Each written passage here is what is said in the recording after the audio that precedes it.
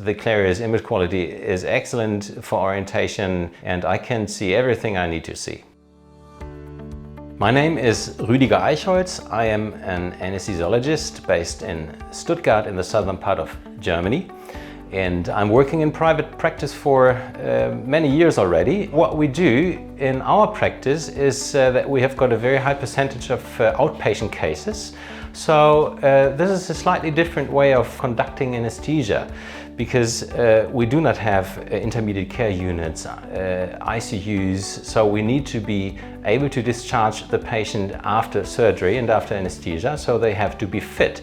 And part of it is that we use regional anesthesia either as the only method to anesthetize the patient or a limb, or we have it in combination, so we have a pain-free limb, for instance, a pain-free shoulder, and therefore we only need a very, very light anesthesia, general anesthesia on top. And this gives us more stable patient in regard to circulation, for instance, and they wake up very, very soon after the surgery is completed. And also because of this combination anesthesia, we do not need a lot of opioids. So this gives us more stability and less nausea and vomiting in recovery room. I'm using ultrasound in my practice today nearly every day, and it has changed quite a lot because in the early years we had big ultrasound machines, whereas today I need small devices, and I'm using most often handheld devices by now because we have got these different places where we go to. I have my ultrasound machine on my bike, and quite obviously I can't take a big one. So I'm a fan of the handheld devices that nowadays give a decent image quality, and I can use them everywhere, anywhere basically.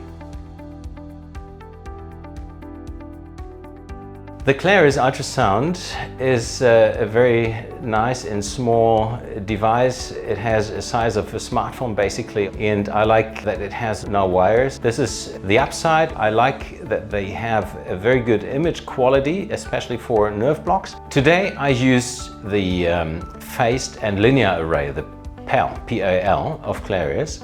And that was quite interesting. I've been testing it for quite a while, and in interscalene blocks and catheters, and I also checked for the diaphragmatic function, and that was really a quick thing to switch between the two functions with the same probe.